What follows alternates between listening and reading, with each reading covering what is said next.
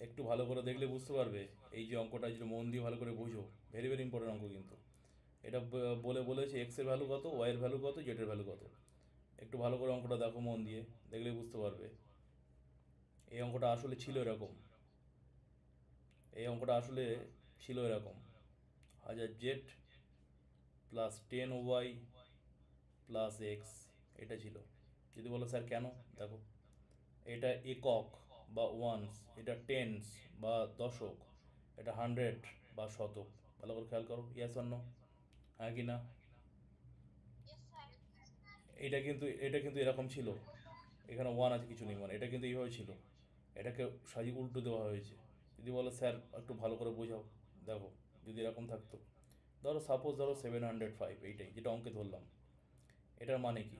এটা মানে আমরা এটা লিখতে পারি, ধরো এটা বোঝানোর জন্য করছি ভালোভাবে। ধরো 715, ধরো সাপোজ শূন্যটাকে তুলে দিলাম। তার মানে কি? 700, ভালো করে খেয়াল করো, 700 প্লাস 10 প্লাস 5, এটাই তো ছিল। এটাকে আরও ভালো করে করলে কি হবে? 7 × 100 প্লাস 1 × 10 প্লাস 1 × 5, এটাই তো ব্যাপার।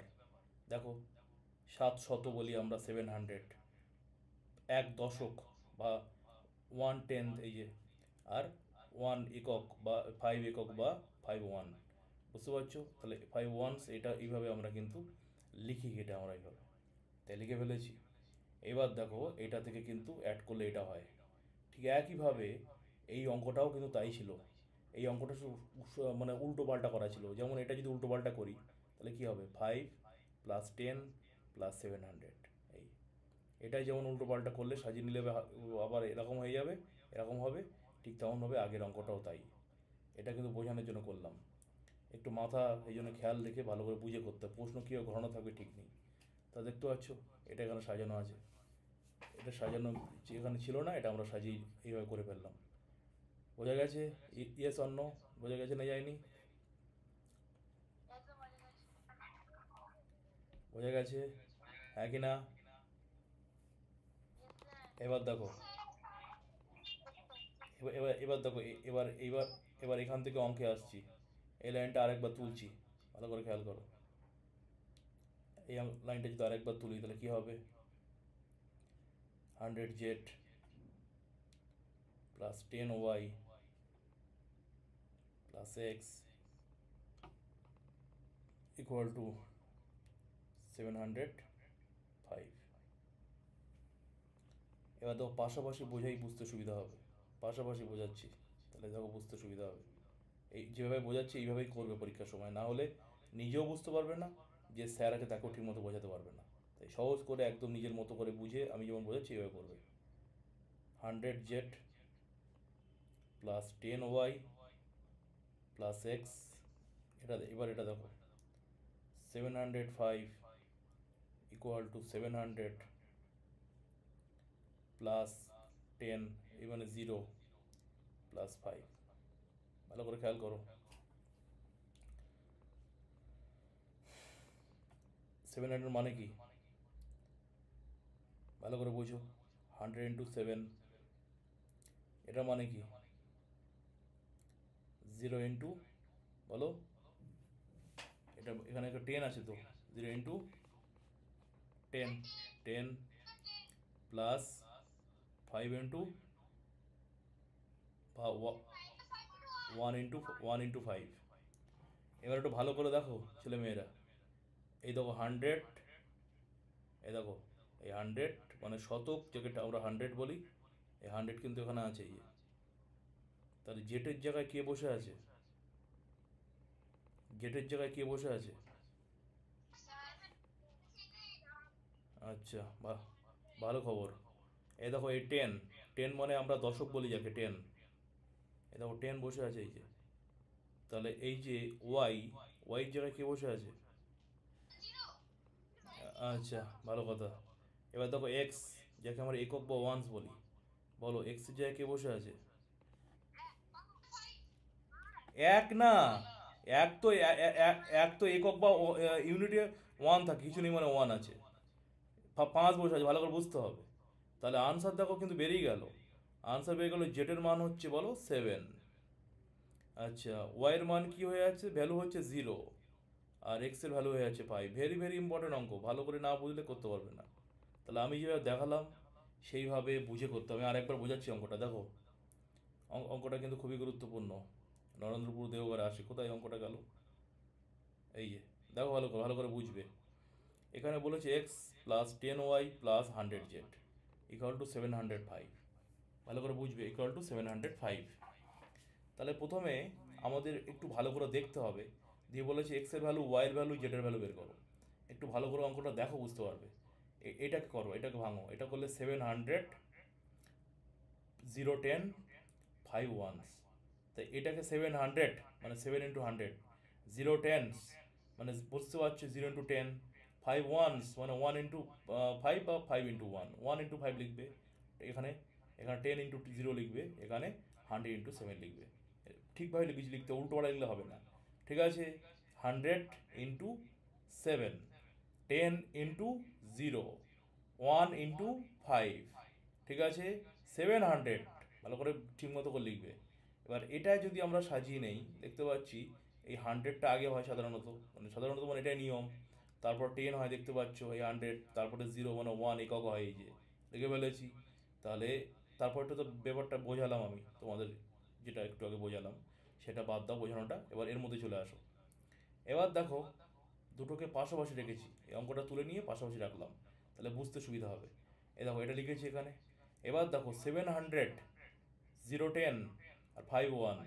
700 মানে কি, এক্ষুনি যেটা বললাম 100 × 7। 0 মানে কি, 0 10 মানে 0 দশক, মানে 0 × 10। 5 একক বা 5 ইউনিট মানে 5 1 মানে, তাহলে 1 × 5। এবার দেখো এখানে 100, এখানে 100 কিন্তু মিলে যাবে, কারণ শতক তো, এরা তো 100। কিন্তু জেটের জায়গায় কে বসে আছে, 7, তাহলে জেটের ভ্যালু 7। এখানে ওয়াইয়ের ভ্যালু কে বসে আছে, ওয়াইয়ের ভ্যালু দেখো এখানে বসে আছে, ভালো করে খেয়াল করো। এখানে 0 10 10 10 মিলে গেছে, এই যে। এবার দেখো ওয়াইয়ের জায়গায় কে বসে আছে, দেখো 0। এই দেখো, দুটো জিরো কেন দিয়েছি স্যার এখানে, দুটো জিরো, নাও দুটো জিরো দিতে পারতাম, তুমি একটা জিরো দিতে পারো, দুটো দিতে পারো। আমি 10 বলে দুটো দুটো জিরো দিয়েছি, 10-এর ডবল নাম্বার হয় তাই। আচ্ছা, এবার দেখো এক্স, এক্স মানে হচ্ছে ইউনিট বা একক। এক্সের জায়গা বুঝতে পারছো, এক্সের জায়গায় 5 বসে আছে, তাই আমরা এখানে 1 কেন দিয়েছি, দেখো ভালো করে বোঝো। সিঙ্গেল এক্স মানে কি, 1x, কিন্তু সিঙ্গেল এক্স মানে হচ্ছে 1x। এই দেখো, ধরো 1 2 3, ধরো 1 2 3 মানে কি হয়, 100।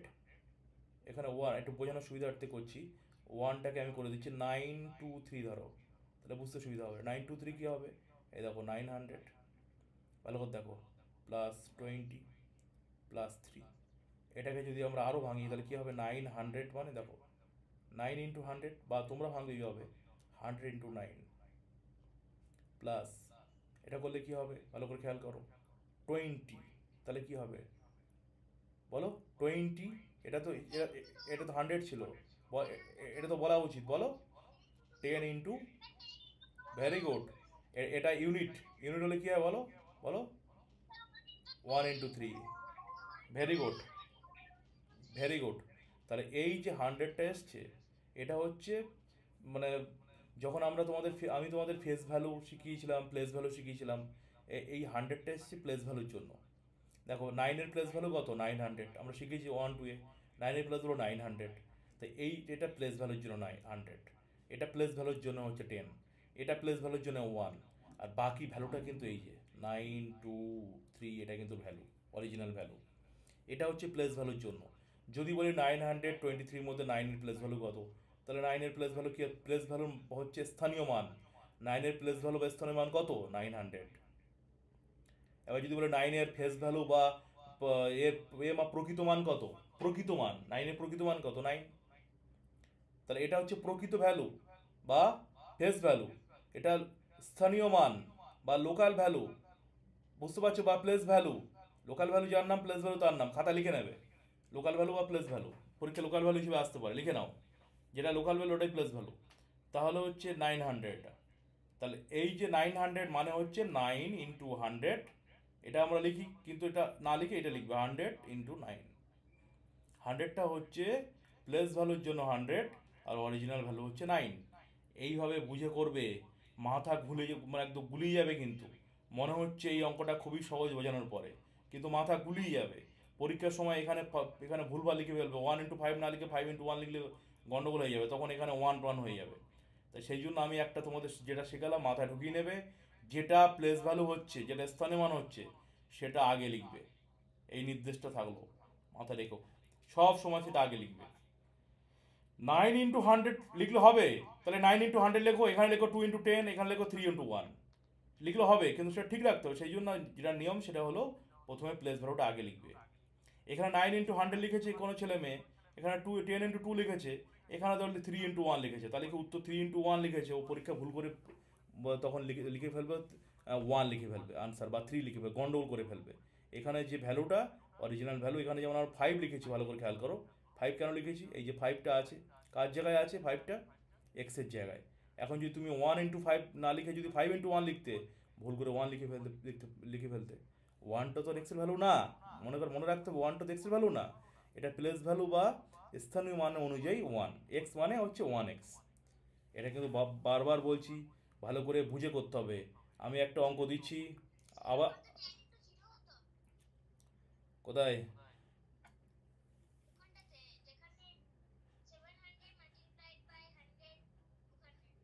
700 × 100।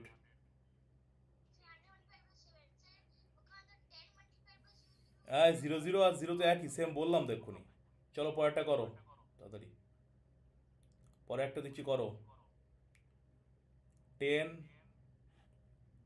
সরি, এ ধরো A plus 100C plus 10B equal to 908, 908 থাক, 908 দিয়ে যদি আমি বলি এর ভ্যালু কত, করো যেভাবে ক্যালকুলেটর দেখালাম, 2 নম্বরের অঙ্ক, মুখে মুখে বললে হবে না। বির ভ্যালু কত, আর সির ভ্যালু কত বের করো, 2 মার্কস। মুখে বললে হবে না, করে দেখাতে হবে, তাড়াতাড়ি করো। দেখেও ভালো করে বুঝবে, দেখেও বলতে পারবে, কিন্তু করে দেখাও যেভাবে শেখালাম। এরকম লাইনটা নয়, পাশে এটা লেখো, পাশে এটা লেখো, ভালো করে বুঝিয়ে করে দেখাও। তাড়াতাড়ি করো, 1 মিনিট টাইম দিচ্ছি, তাড়াতাড়ি করো এটা।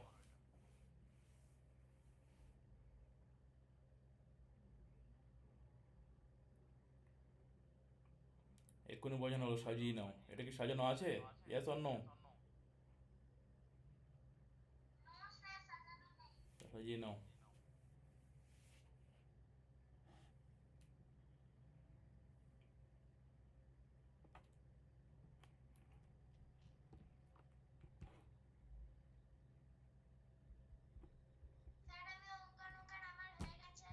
চলো আনসার বলো, এর আনসার কি, বির আনসার কি, সির আনসার কি হয়েছে, তাড়াতাড়ি বলো।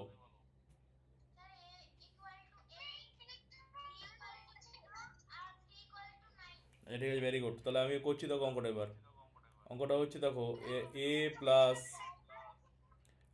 100C, প্রথমে মাঝখান থেকে লাইন টেনে নিচ্ছে একটা, এ প্লাস 100, আর বলার দরকার নেই, এ প্লাস 100 মেলাও এবার, 100C প্লাস 10B, বলার দরকার নেই, মেলাও। আর একটা কত আছে, 908, এই দুটো পাশে রাখলাম, ভালো করে খেয়াল করে এবার। এটাকে সাজিয়ে নিচ্ছি, প্রথমে হচ্ছে কি 100 হয় এই যে, তারপর 10 হয় এই যে, তারপর 1 হয় এই যে, দিলাম। আচ্ছা এখানে বুঝতেই পারছো, এখানে কি লিখবো, এটাকে 900 প্লাস 00, সিঙ্গেল জিরো দিতে পারো কারোর মনে হলে, এখানেই দিলাম এই। এর ভালো করে খেয়াল করো, এটাকে আমি যেভাবে বললাম তোমাদের, 100 × C, বুঝতে পারছো, এটা হবে। এটা করলে কী হবে, 10 × B, এটা 1 × এ লিখে ফেলেছি। আচ্ছা, এবার এটা এটা যদি করি তাহলে কী হবে, আমি তোমাদের আগে বলেছি 100, এখানে 100 আগে আছে যখন, এখানে 100 আগে দেবে, তাহলে 100 × 9 প্লাস, এখানে 10 আগে আছে যখন, এখানে 10 আগে দেবে, বুঝতে সুবিধা হবে না, ভুলভাল হয়ে যাবে। 10 × একটা 0 দাও এখানে, এবার 0 প্লাস 8, 8 আছে কী হবে, 1 × 8, এই দিয়ে ফেললে। এর ভালো করে খেয়াল করো, সির ভ্যালু দেখো 9, দেখো ভালো করে। বির ভ্যালু দেখো, এখানে বির ভ্যালু দেখো 0, এখানে এর ভ্যালু দেখো 8 বসে আছে। ইয়েস অন্য, তাহলে সির ভ্যালু কী হবে 9, বির ভ্যালু কী হবে 0, এর ভ্যালুই হবে 8, মিলেছে? ইয়েস অন্য।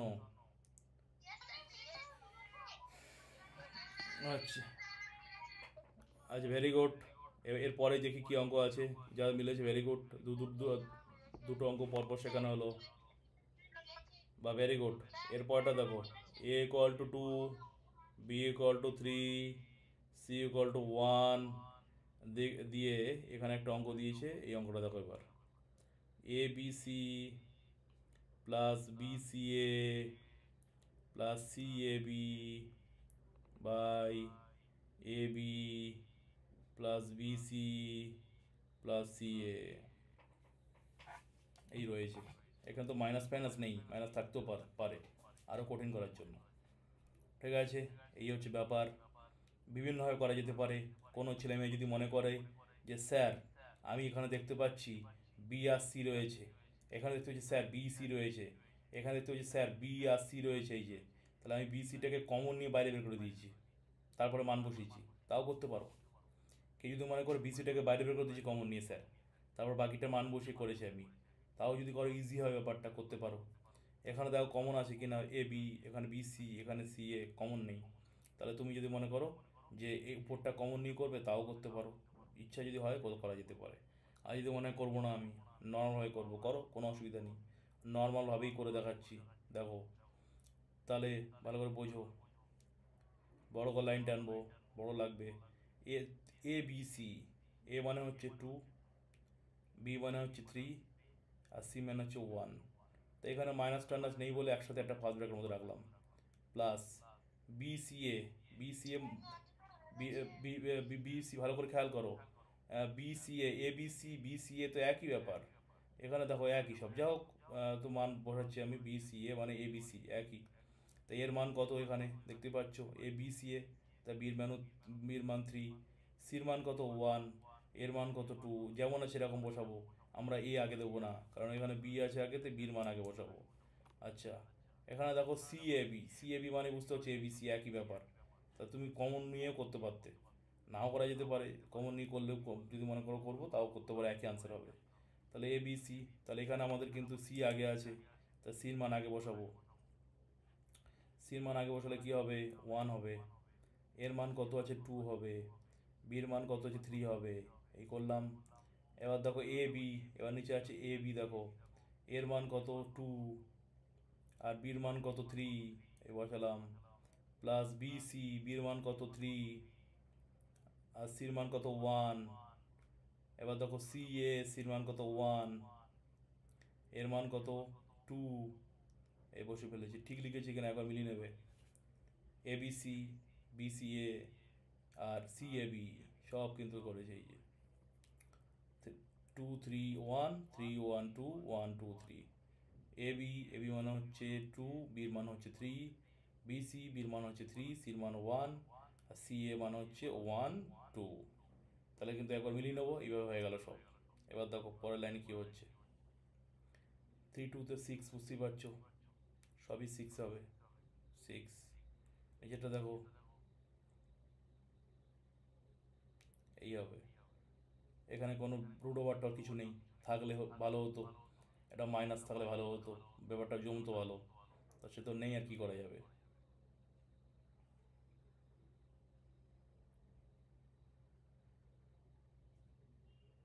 মিলেছে?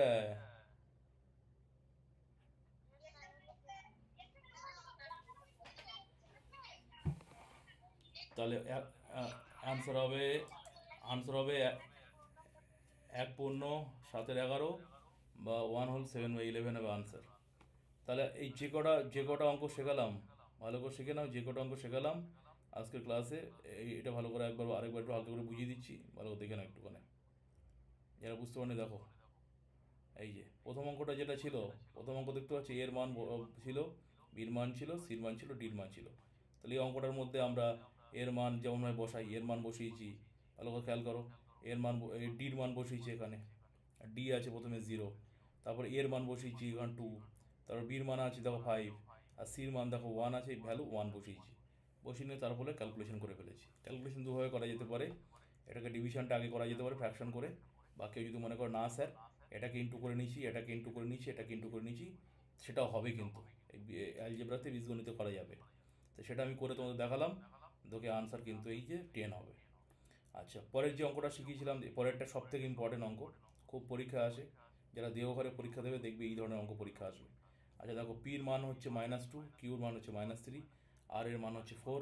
তাহলে এখানে পুরোটা রুট ওভার ভালো করে লিখতে হবে। লেখার সময় অন্য মনোযোগের জন্য যদি ছোটো রুট ওভার হয় তাহলে কিন্তু ভুল হয়ে যাবে। পুরোটা রুট ওভার মানে উপরে নিচে দুটোই কিন্তু রুট ওভার কভার করছে, দেখতে হবে।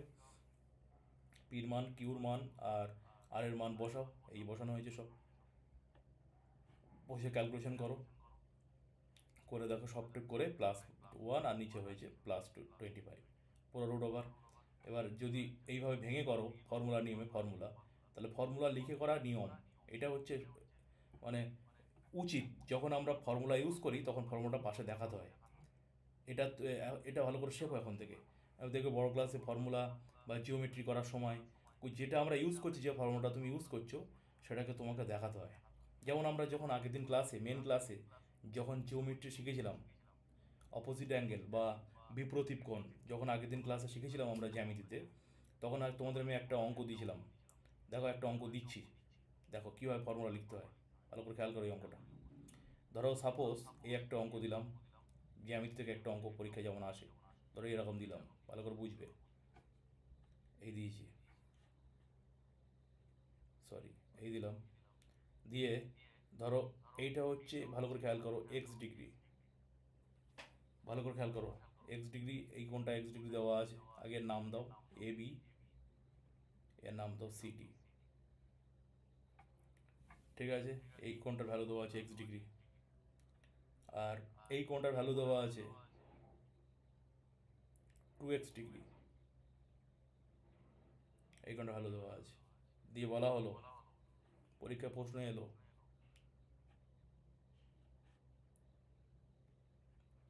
বি ও ডি এই কোণটার ভ্যালু কত, বি ও সি এই কোণটার ভ্যালু কত। কীভাবে ফর্মুলা ইউজ হচ্ছে দেখো, আমি করছি, ভালো করে দেখো অঙ্কটা। আমরা ক্লাসে কি শিখেছি, আমরা ক্লাসে শিখেছিলাম, ভালো করে দেখো, এই অপোজিট অ্যাঙ্গেল বা বিপরীত কোণের মান সবসময় সমান হয়। এই কোণটার সাথে এই কোণটা সমান হবে, আর এই কোণটার সাথে এই কোণটা সমান হবে। আমরা একটা ক্লাসে শিখেছি কিন্তু, সেই নিয়মটা ফলো হচ্ছে কীভাবে দেখো। এবার দেখো এই অঙ্কটাকে 2-3ভাবে করা যেতে পারে।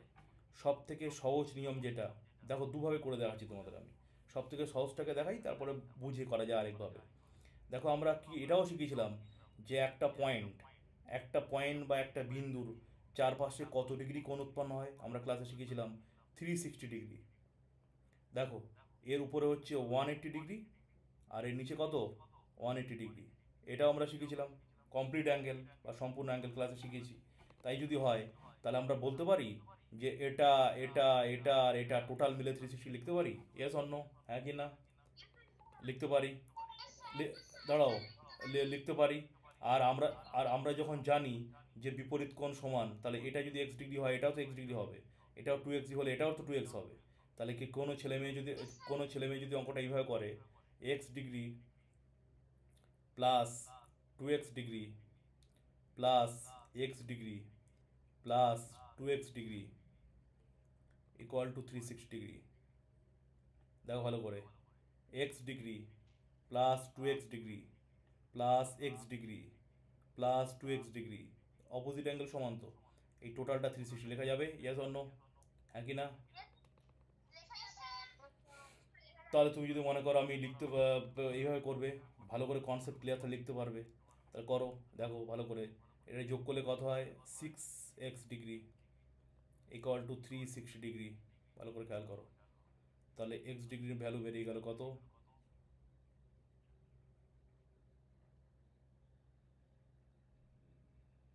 কত, 60 ডিগ্রি। তাহলে এক্সের ভ্যালু কত বেরিয়ে গেল, 60 ডিগ্রি।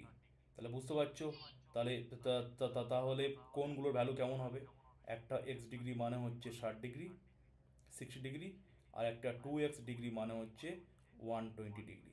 তাহলে তোমার যে দুটো কোণ চেয়েছে সে দুটো কোণ অলরেডি বেরিয়ে গেছে। এই যে বিওডি। এইবার দেখো ফর্মুলা কীভাবে ইউজ হচ্ছে। বিওডি, ভালো করে খেয়াল করো। তুমি এখন যদি না বুঝতে পারো লিখে দিতে পারো যে স্যার বিওডি কোণের মান হচ্ছে 60 ডিগ্রি, যেহেতু এটা একটা সমান।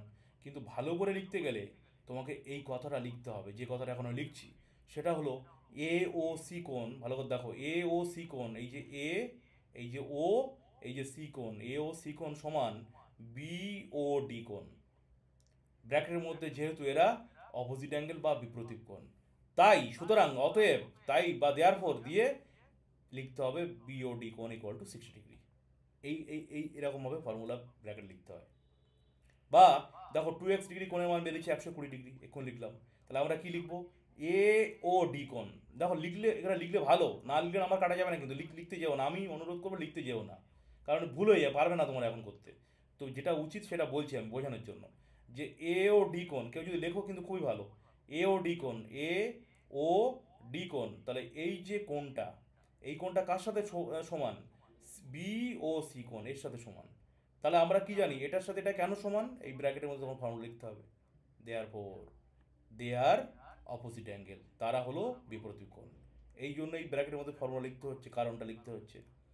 সেই জন্য এই কোণটার ভ্যালু 120 ডিগ্রি। তাহলে কেউ, কোনো ছেলে মেয়ে যদি এটা মনে করে যে স্যার আমি এভাবে করব, করা যেতে পারে। এই অঙ্কটাকে আর একভাবে করা যেতে পারে, ভালো করে খেয়াল করো। আর একভাবে করা যেতে, ভালো করে দেখো, এই দেখো এইদিকে দেখো।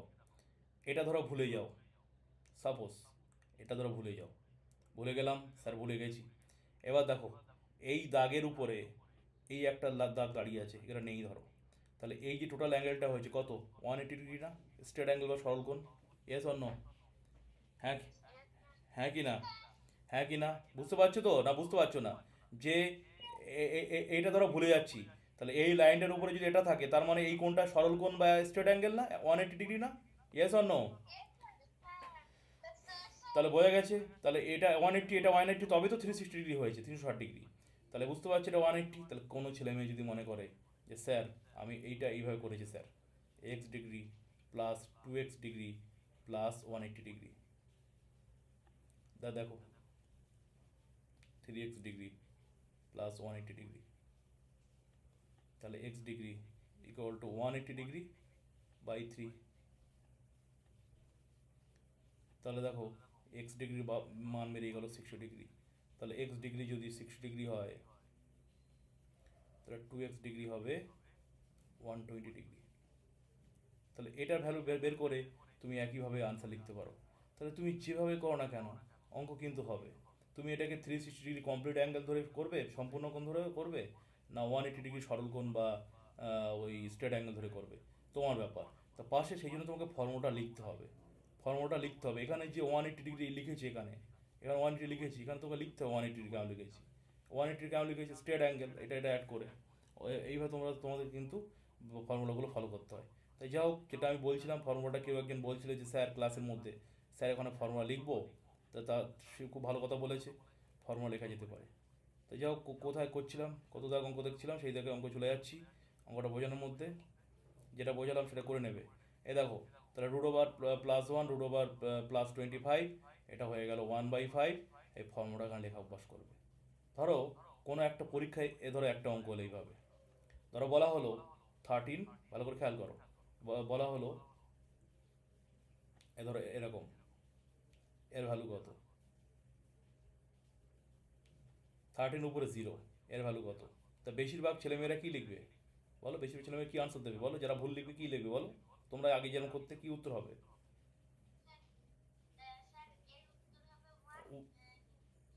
0 লিখবে সবাই, ভেরি গুড।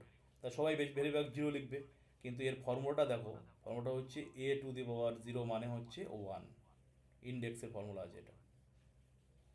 এই, তাহলে তুমি যখন পরীক্ষা উত্তরটা লিখবে কীভাবে, এরকমভাবে যে 13 এটার মানে হচ্ছে 1, তখন প্রত্যেকটা ছেলেমেয়ের উচিত এটা, স্যার আশা করে এইভাবে, তুই জানো কিনা দেখার জন্য এটা লেখা। এই আছে ফর্মুলা, একে বলে ফর্মুলার ইউজ অফ ফর্মুলা। তাহলে কোথায় কোথায় ইউজ করবো স্যার? দু জায়গায় ইউজ করা যেতে পারে, এক জ্যামিতির মধ্যে আর জিওমেট্রির মধ্যে, আর দুই হচ্ছে বীজগণিত বা অ্যালজেব্রা আর পাটিগণিত অ্যারিথমেটিক। পাটিগণিতের মধ্যে কোথায় অ্যাপ্লাই করা যাবে? পাটিগণিতের মধ্যেও বিভিন্ন জায়গায় অ্যাপ্লাই করা যায়। যেমন যখন তোমরা সুদ আসলের অঙ্ক করবে, সিম্পল ইন্টারেস্টের অঙ্ক, বা কোনো জায়গায় সুদ আসল বা কোনো অন্যান্য বিভিন্ন জায়গা আছে, যেমন এভারেজ বা গড়ের অঙ্ক যখন হবে, তখন সেখানে পাশে ফর্মুলা ইউজ করতে পারো। করতে পারো, আমি কিন্তু করতে হবে বলিনি, কিন্তু করলে ভালো। এটা করতে পারো, কিন্তু করলে ভালো। নাও করতে পারো, অসুবিধা নেই, নাম্বার কাটা যাবে না। কিন্তু এই যে যে অঙ্কটা দেখালাম, এইসব জায়গায় করা উচিত, এসব জায়গায় করা উচিত। করতে কতটুকু বা সময় লাগবে, এটা করা উচিত। তো যাই হোক, এবার দেখো তাহলে এইভাবে কিন্তু ফর্মুলা ইউজ করা যেতে পারে, এই অভ্যাসটা ভালো। এতক্ষণ তাড়াতাড়ি বলো, এতক্ষণ বোঝাচ্ছিলাম এই জন্যই ফর্মুলাটা ইউজ। কী প্রশ্ন বলো তাড়াতাড়ি।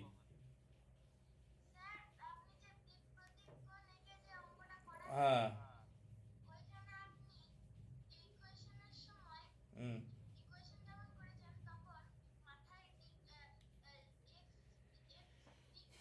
হুম।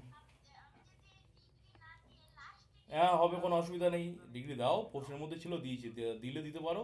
যদি ডিগ্রি ফিগ্রি দাও, ঠিকভাবে মাথা ঠান্ডা করে দেবে, ঠিকভাবে বুঝে সুঝে দেবে ডিগ্রি। আর যদি মনে করো ডিগ্রি দেবো না, তাহলে ঠিকমতো দিও না। দেখো আমি কীভাবে বুঝে বুঝে দিয়েছি, দেখো তুমি ঠিকমতো দেবে কিন্তু, না হলে কিন্তু ভুল হয়ে যাবে। দেখো আমি কীভাবে, এই ওয়ার্ডটা ভালো প্রশ্ন করেছে, ভালো করে এগুলো কিন্তু খেয়াল রাখতে হবে, এগুলো ছোট্ট ছোট্ট বিষয়। এইসব ভুলের জন্য নাম্বার কাটা যায়। দেখো ও একটা প্রশ্ন করেছে, ব্যাপারটা বোঝাচ্ছি। দেখো অঙ্কের মধ্যে আছে এক্স ডিগ্রি, এখানে 2x ডিগ্রি, তাহলে আবার একটা এক্স ডিগ্রি হবে বিপরীত কোণের জন্য, অপোজিট অ্যাঙ্গেলের জন্য আর একটা 2x ডিগ্রি হবে। দেখো টোটাল 6x ডিগ্রি হলো, ভালো করে খেয়াল করো, 6x ডিগ্রি হলো। এবার যখন এখানে ইন্টু আছে, যখন এটা চলে আসছে, দেখো 6 এসে গেছে নিচে, কিন্তু দেখো এক্স ডিগ্রি কিন্তু থেকে গেছে, 6 এসছে বলে এটা কেটে গিয়ে 60 ডিগ্রি হয়েছে। কিন্তু যদি ভুল করে 6 ডিগ্রি নিয়ে চলে আসো এখানে, তাহলে কিন্তু এখানে 60 ডিগ্রি লিখতে পারবে না, অধিকার হারিয়ে ফেলবে, তখন তখন 60 হয়ে যাবে। এই ডিগ্রি কেটে যাবে, লেখাও যাবে না, কারণ এই ডিগ্রিটা তো এক্সের মাথায় আছে, 6-এর মাথায় তো ডিগ্রি নেই, ডিগ্রি তো এক্সের মাথায়, ভালো করে বোঝো। তাই ঠিকভাবে বুঝে সুঝে করবে। যদি কখনো মনে হয় যে আমি ইউনিট লিখতে স্যার ভুল করে ফেলছি, তাহলে এই ইউনিট লিখো না, শেষে গিয়ে লেখো। এই দেখো x ডিগ্রি বসে আছে, এখানে 60 ডিগ্রি। যদি এখানে দেখো 66, তাই এটা কেটে কিন্তু 60 ডিগ্রি হলো। যদি এখানে থাকতো ইউনিট, এখানে থাকতো ইউনিট, ইউনিট ইউনিট কেটে যেত, কিন্তু তখন ডিগ্রি হতো না। তো সেই জন্য এইগুলো খুব ছোট ছোট ভুল হয়ে যেতে পারে পরীক্ষার সময়। মাথা ঠান্ডা রেখে পরীক্ষাতে বুঝে বুঝে করবে। যদি কারোর মনে হয় যে স্যার আমি এখানে ডিগ্রি দেবো না, এক্স 360, তাও করতে পারো। এখানে লিখো অ্যাকর্ডিং টু দ্য সাম, বা প্রশ্ন অনুসারে, বা শর্ত অনুসারে, according to the problem, according to the question, এইসব লিখবে এখানে। আমি যদিও লিখে নিই, তোমরা লিখে করবে, এখানে লিখতে কিন্তু হবে। আমি লিখিনি বলে এই নয় যে আমি করলাম ঠিকই, কিন্তু এখানে লিখতে হবে। এখানে লিখে নাও, খাতা লিখে নাও, শর্তানুসারে, বা প্রশ্নানুসারে, বা অ্যাকর্ডিং টু দ্য সাম, বা according to the problem, according to the question, এটা লিখতে হবে কিন্তু এখানে। যখনই কোনো ইকুয়েশন করবে, তখন কিন্তু এই কথাটা লিখতে হবে, মাস্ট। সমীকরণ বা ইকুয়েশন করলেই উপরে লিখতে হবে প্রশ্নানুসারে, তারপরে হচ্ছে সমস্যা অনুসারে, according to the problem, according to the some, according to the question, এটা কিন্তু লিখতে হবে। যা লিখছো না লিখো। আচ্ছা, এটা বুঝিয়ে দিলাম। আর একটা প্রশ্ন বাকি আছে বোঝাতে, সেটা তাড়াতাড়ি বুঝিয়ে দিই। আচ্ছা দেখো, প্রশ্ন তো শেষই হচ্ছে না, বলো তাড়াতাড়ি বলো, এগোতে পারছি না, তাড়াতাড়ি বলো। কোন মানের অঙ্ক মানে কোনটা? এটা কোনটা? এ বি সি, দাঁড়াও যাচ্ছি। এ বি সি কোথায় দেখি? এ বি সি, খেয়াল করে দাঁড়াও। কত দাগ? এইটা বলো। হ্যাঁ।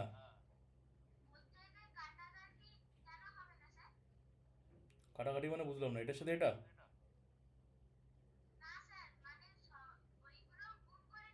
হুম, এটার সাথে? ভাই তুমি এমন একটা প্রশ্ন করলে, মানে পুরো পড়ানোটাই পুরো একদম বই হয়ে গেল, পুরো শূন্যে চলে গেলাম একদম। তুই ভালো করে বোঝো। আচ্ছা ধরো, এটা তুমি বুঝবে না, তোমাকে এটা বুঝাই। তুমি নিজে উত্তর দেবে, এর উত্তর তুমি নিজে দেবে। বলো ভাই, এটা কাটা যাবে? না কাটা যাবে না কেন সেটা বলো। তা তোমার তো উত্তর তো হয়ে গেল এখানে। যোগ তাহলে কাটা যায় কখনো? কি প্রশ্ন করলে তুমি এটা? পড়ানো তো পুরো একদম শূন্য নেমে গেলে তাহলে দেখছি। এটা যোগ আছে, কাটা যায় কখনো? Yes or no? এই হচ্ছে ব্যাপার। যাই হোক, প্রশ্ন করেছে ভেরি গুড, নিজের ডাউট ক্লিয়ার করো, এইভাবে প্রশ্ন করবে অসুবিধা হলে। তা যাই হোক, এই হচ্ছে ব্যাপার। মনে রেখো, ঠান্ডা মাথায় করবে, এইসব ভুল পরীক্ষার সময় হবে। পরীক্ষার খাতায় যদি তোমাদের দেখানো হতো, তাহলে লজ্জায় মাথা নিচু হয়ে যেত। ছি, ইস, আমি এরম ভুল করতে পারি, এরম মনে হবে।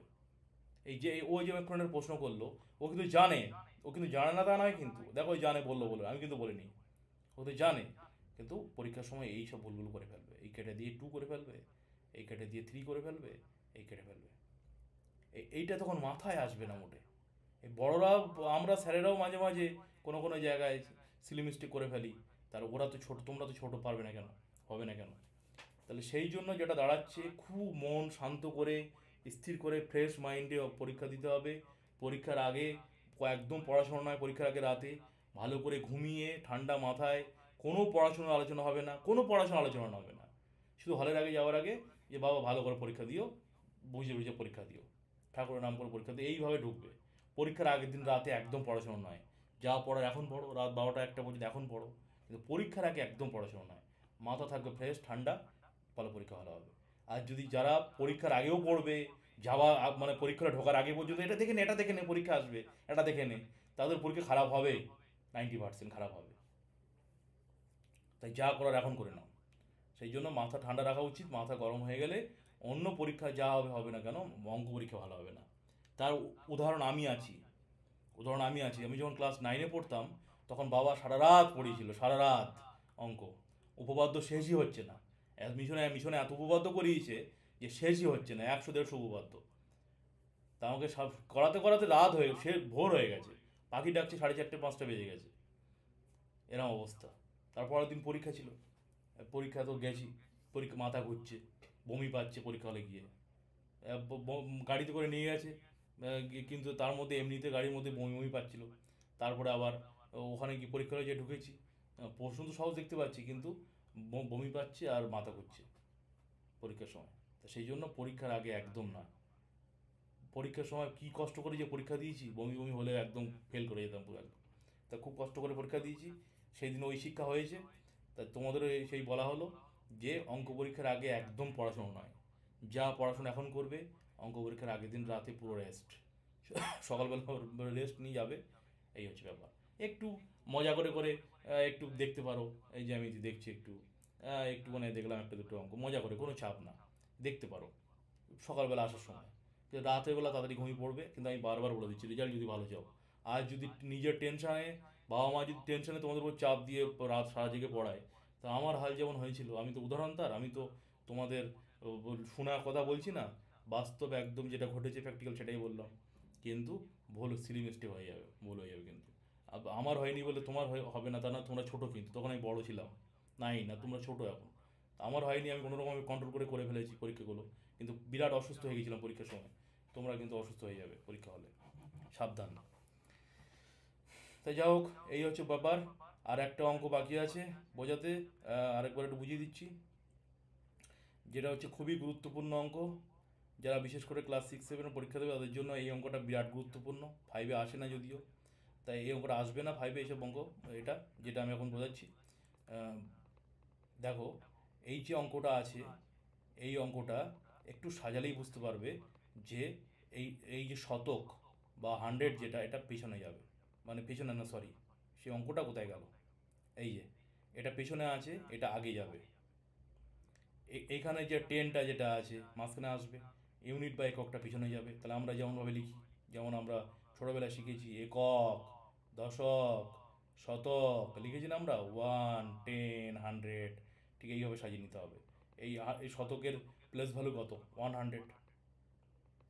100 শতকের প্লেস ভ্যালু 100। আর টেনের প্লেস ভ্যালু কত? স্থানীয় মান কত? 10। এর কত? কিছু নেই, মানে 1। 1, বুঝতে পারছো? সেটাই কিন্তু এই অঙ্কের মধ্যে আমরা ফলো করবো, সেই নিয়মটা। দেখো ছোটোবেলায় শিখেছো তোমরা ক্লাস 2-3-তে, সেটাই কিন্তু এই অঙ্কের মধ্যে হচ্ছে। এই দেখো, দেখতে পাচ্ছ সাজিয়ে নিয়েছি, এই 100 বা শতক, এই 10 এই দশক, এই একক লিখে নিয়েছি। এবার দেখো ভালো করে, এই দুটোকে পাশাপাশি রেখেছি, এই যে কোথায় রেখেছি পাশাপাশি, এই যে, এই যে পাশাপাশি রেখেছি, এই যে ভালো করে দেখো, এই যে। আর 705 মানে কি? 705 মানে 700 প্লাস 10 বা দশক, আর একক মানে 5, এই যে 700 মানে 100 × 7, এই 0 10 মানে 10 × 0, বা 10, এই 10 × 0 এখানে যে আমি দিয়েছি না, 0 00 × 10, এই 00 × 10 না দিয়ে এটা ঠিক করে নাও, এটা যদি 10 × 0 করে আরও ভালো হয়েছে, এই 10 × 0, তাহলে আর বুঝতে সুবিধা হবে। 100 আগে দিয়েছি, 10 আগে দিয়েছি, এই 1 আগে দিয়েছি, এখন 10 করে নাও আগে, এই হলো। তাহলে বুঝতে পারছো, এই যে এবার দেখো 100 তো বুঝতেই পারছো, ওটা জেটের ভ্যালু, জেটের জায়গায় বসে আছে 7, ওয়াইয়ের জায়গায় বসে আছে দেখো 0, আর এক্সের জায়গায় দেখো বসে আছে 5, এই দেখো এই ভ্যালু বেরিয়ে গেল। খুবই ইম্পর্টেন্ট অঙ্ক, পরীক্ষায় কিন্তু আসে, ভীষণ গুরুত্বপূর্ণ অঙ্ক। পরীক্ষায় কিন্তু আসলে এই ধরনের অঙ্ক কিন্তু ভালো করে বুঝে বুঝে করতে হবে, নাহলে হবে না। এই অঙ্কটার কনসেপ্টটাকে কাজে লাগিয়ে আর একটা অঙ্ক পরীক্ষা আসে, আমি ক্লাসে পরীক্ষায় আগের দিন দিয়েছিলাম কিন্তু মনে নেই, যে ডিফারেন্স বিটুইন, ধরো ডিফারেন্স বিটুইন এরম থাকলো, ধরো suppose 100x plus 10x plus 100y plus Z, আর তার সাথে দেওয়া হলো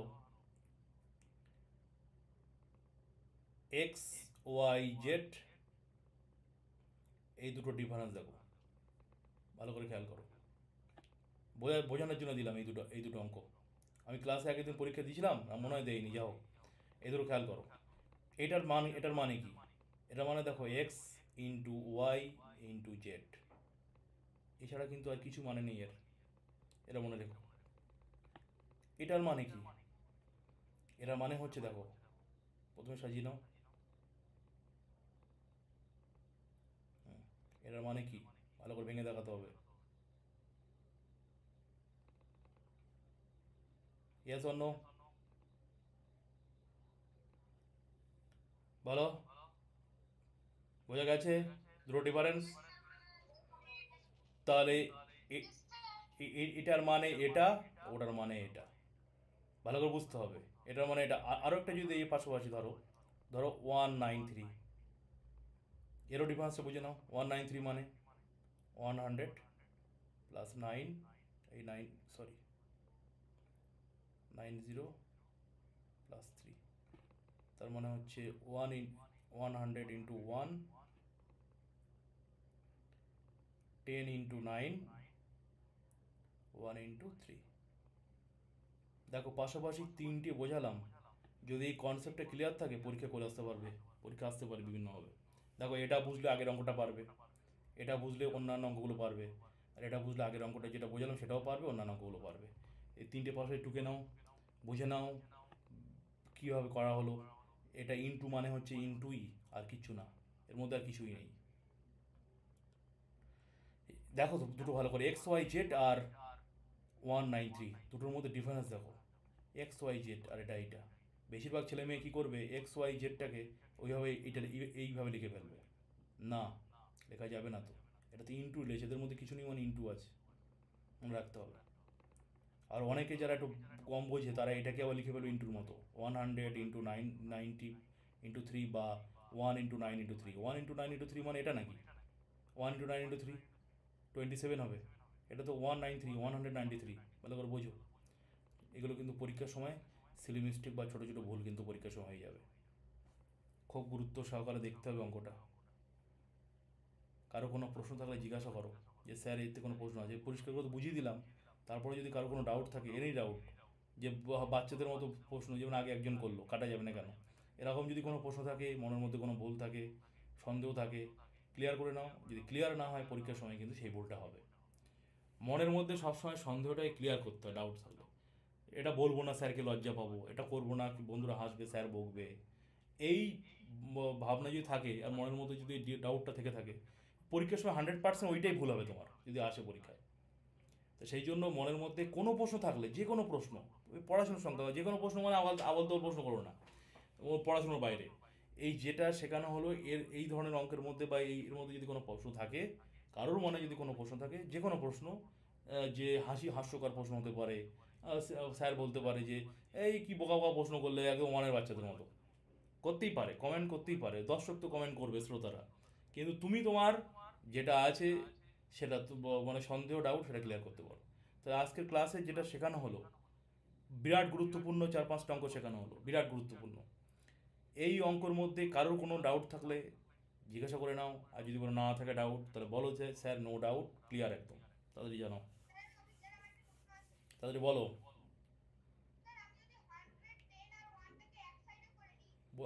এইভাবে দাঁড়া দাঁড়া, এইভাবে বললে তো বোঝা যাচ্ছে না কোন অঙ্কটা।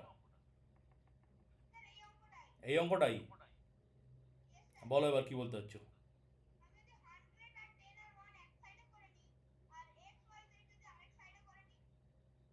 মানে বুঝলাম না, আবার বলো।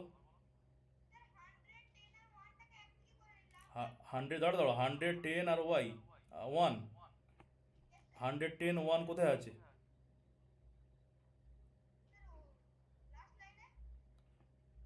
110 আর 1, হ্যাঁ বলতে চাচ্ছি, বলো এবার কি বলছো।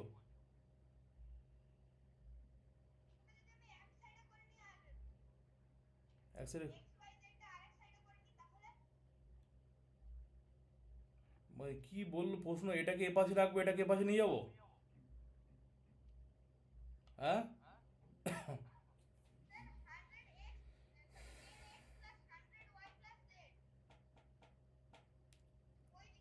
এইদিকে, এটাকে বাদ দিয়ে এটাকে এইদিকে নিয়ে যাবো, এটাকে এইদিকে নিয়ে আসবো।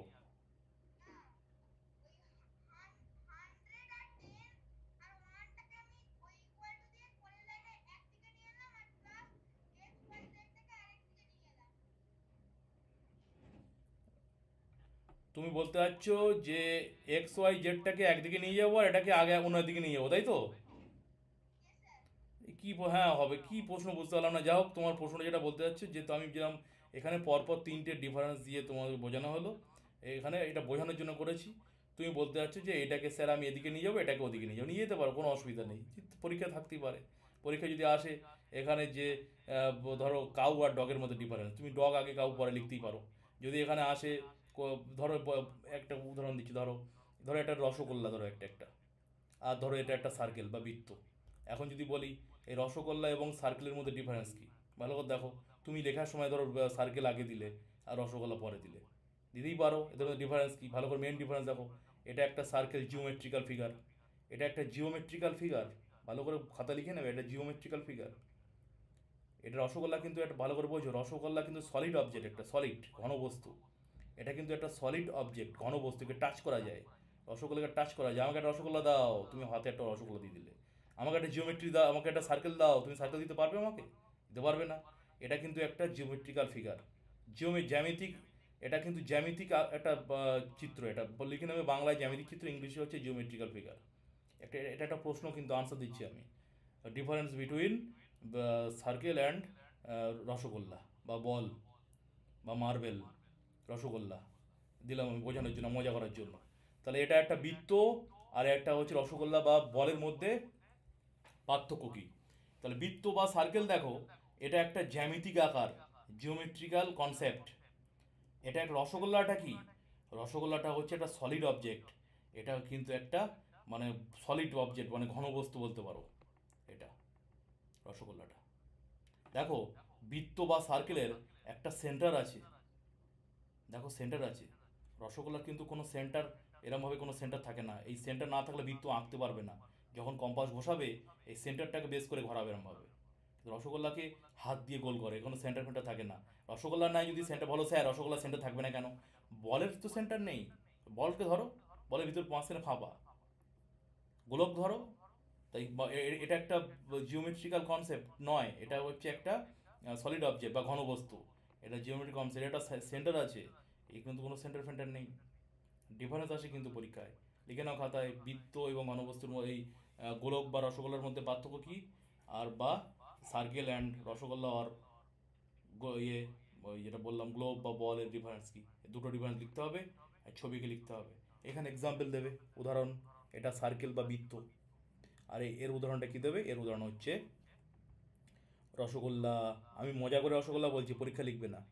মারবে লিখতে হবে, বল লেখো, বল, বল লিখতে পারো, বল এর কনসেপ্ট বলই লেখো, ক্রিকেট বল, ফুটবল লিখতে পারো। তাহলে বোঝা গেছে। তাহলে তুমি যে প্রশ্নটা করলে, যাও কি প্রশ্ন, মজার প্রশ্ন। এটাকে এ পাশেও লিখতে পারো বা এটাকে এ পাশে বলছো, যাও তুমি যদি এটা মনে করো এটাকে এ পাশে লিখবে, এটাকে এ পাশে লিখবে, লিখতে পারো। এটাকে লিখে নিয়েছ? Yes or no? যেটা বললাম পার্থক্যটা।